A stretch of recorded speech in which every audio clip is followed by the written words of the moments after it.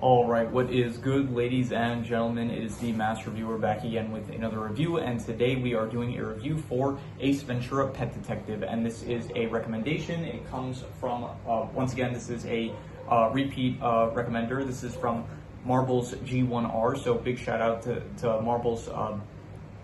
Very much appreciate the recommendation, and so yeah, just big shout out to Marbles. If anyone watching wants to give a recommendation, please feel free to do so by leaving it in the comments. But with that said, yeah, let us just get into it. And actually, I'll give a bit of background. I did watch the Ace Ventura movies. I think it was probably around, I think like 2 or 3 years ago, I went on like a big Jim Carrey binge where I just watched a lot of his movies, and these were some of the movies of his that I watched, and so this is a rewatch for me. And yeah, other than that, let us just get into it, starting off with the plot/mystery. And the plot of the film is that basically there is the Miami Dolphins, their mascot, which is a dolphin named Snowflake. He ends up getting kidnapped, and then from there, you have Melissa Robinson, and she's like the head of the. I don't think she's the head of the. She's not the head of the Miami. She works with the Miami Dolphins, and then basically she ends up hiring Ace Ventura, played by Jim Carrey. She hires him in order to solve the mystery of what happened to Snowflake and who ended up kidnapping Snowflake. So along the way, he ends up he goes to like some different locations and stuff. It's a pretty basic mystery. It's nothing too like out there or anything. It's definitely not like Knives Out level mystery, but it's still like a in terms of the mystery aspects, it's like, it's pretty standard. It's like, he investigates, there's like some clue, he pieces some things together here and there.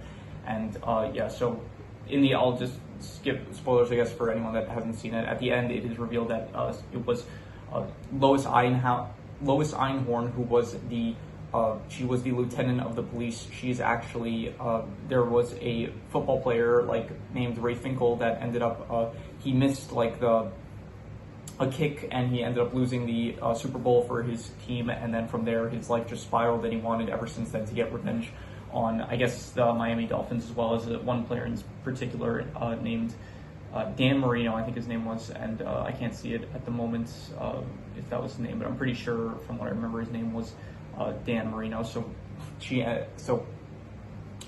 it's confused. It's like So it's Ray Finkel. He ends up going to like a mental institute, and then from there he becomes like I guess he like goes through the operations. He becomes like a woman and stuff, and so then from there it's like he's taking on the alias of Lois Einhorn, who was a woman that ended up she was a hiker that ended up disappearing. So he just basically steals her identity, and then so she is trying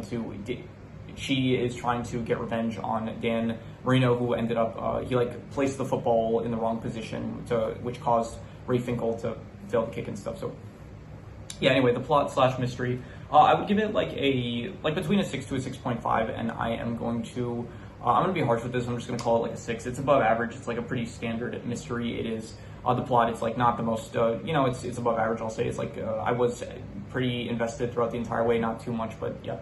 In terms of the characters, as usual, Jim Carrey is the highlight of the movie. Every like production he is in, he is always usually the most entertaining. He is the one that he just steals every scene that he is in. Other than him, you have Melissa Robinson, played by Courtney Cox, who she plays I can't believe I forgot who she plays. She plays in Friends. She plays what's her name? Who did she play in Friends? Okay, this is gonna piss me off, so I'm just gonna check real quick. So give me a second here. She plays Monica. I did. It's been a while since I've seen Friends, but anyway. So besides Jim Carrey as Ace Ventura, you do have Courtney Cox as Melissa Robinson, who's kind of just like the love interest of Ace Ventura. Other than that, you have like, I guess, Dan Marino, who he's just a football player that got kidnapped. There is this one cop dude that like is not that doesn't completely hate Ace Ventura, which his name is Emilio. And then you have Lois Einhorn, who is the police detective that she's the lieutenant of the police, and throughout the movie she kind of is against Ace. And then towards the end, like when Ace starts putting pieces together, she tries to come on to him, and then and then he ends up finding out that she was originally a man, and it doesn't really age well, to be honest. Like it feels a bit like, I don't know, either homophobic or transphobic. Maybe I'm just reading too much into it, but he ends up like taking when he realizes that he kissed a man, he ends up like taking all his clothing, burning it down and stuff, and like crying in the shower and stuff. So it just feels like a bit like I don't know, like maybe it didn't age the best, but yeah. Anyway, so the characters. most of the characters are pretty forgettable. You do have Mr. Shika Dance, who is played by Margolis, who is the guy that plays Hector Salamanca from Breaking Bad. So yeah, overall the characters, I'm just gonna give like a, it's really like Ace Ventura. He's like carrying the cast of the characters. So I'm gonna give the characters like a, I'll say, I don't know. I'm gonna be generous. I'm gonna say a 6.5, but it's really just being carried up by Ace Ventura. Like he is the one that he's like the star of the show, and he is the one that is the most entertaining out of all the characters. So, in terms of the settings, I'm just gonna give this a 5. Like there's nothing really interesting. There's like a mental institute that they go to at one point. They are at the police station. Other than that, they're at like the Miami Dolphins area. They go to like a rich person's house. But that's another character, Ron Camp. He's in like one scene basically where he's like, I forgot the whole purpose of him. It was just to do some investigating because Ace found out that apparently this guy, like, he collects like rare fish or something like that. So but yeah, none of the settings were really that interesting, but none of them were like terrible, so I'm just gonna give it a 5. Like they're not good, but they're not terrible, I'd say. So in terms of the comedy, I do think most of the comedy is very entertaining. I think Jim Carrey, just in general, he is a very charismatic, entertaining actor, and there were some good jokes. There were, once again, I'll say, like, probably the worst thing about the film is that there are just some, like, stuff related towards the end, which it feels like it just doesn't age that well with the whole, like, I don't know, the jokes related to, like, Ray Finkel, like, being a woman and whatever. So yeah, but other than that, like, there's a lot of good comedy in this, so I am going to give the comedy, I will say, like, a between a 7 to a 7.5. I would say it's between a pretty good and very good, and I'm going to be generous. I'm going to give it a 7.5, but yeah, other than like those few jokes like related to the whole, like him being like disgusted that he kissed a man and stuff, it just, I don't know, nowadays it just feels like I don't know. It came out in like 1994, so I'm giving it some leeway. Like I don't really, if something like comes off as like kind of maybe I'm just reading too much into this, I don't know. But anyway, moving on. The worst thing is, okay, right back to it. The worst thing is, yeah, probably the jokes that just didn't, I don't know, it just feels like it didn't age too well. It just feels like a bit like over the top. And yeah, 4.5, not good for those specific jokes, like with the, I don't know, it feels like just a smidge like homophobic and transphobic. But again, 1994, I'm giving it some leeway, so whatever. In terms of the best thing, I would say that it is Ace Ventura as a character. I would say that I would give him probably an 8.5. I think that as a character, Jim Carrey just plays like these great characters, and I think Ace Ventura is one of the best ones, like as well as up there with The Mask, up there with what else are some good roles of Jim Carrey. None of them come to mind at the moment. I'm not going to say like Horton from Horton Hears a Who. Actually, I think the last film I did review was Horton Hears a Who, so a lot of Jim Carrey stuff. Well, not a lot, just like those two in particular, but yeah. Anyway, so I'm going to give the best thing to Ace Ventura's character. I think the character of Ace Ventura is amazing, and he is definitely the best part of the film.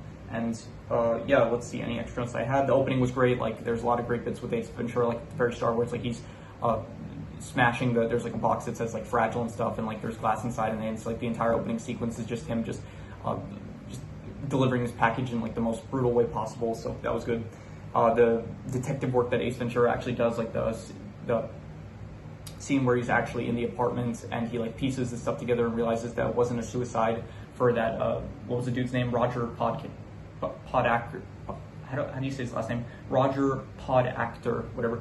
So he like pieces together that it wasn't a suicide and he was actually murdered. So I thought that was a good scene.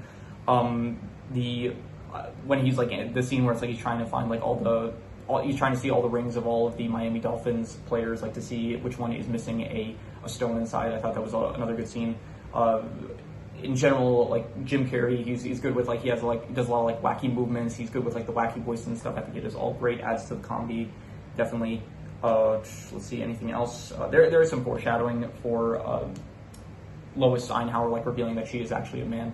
So there is like they say like early on in the film, I think when Ace first speaks to her, he says like testicle Tuesday, something like that, and then towards the end he does say like your gun is like digging into my hip and stuff. So there is like some foreshadowing where it's like you can I guess not really here there was a scene where it's like the dog was like barking at Einhauer when she first entered the room, so I guess that's like also some foreshadowing that she is the one that was actually the villain of the movie. So yeah, that is all the extra inside. So I'm going to do the calculations. So King Crimson.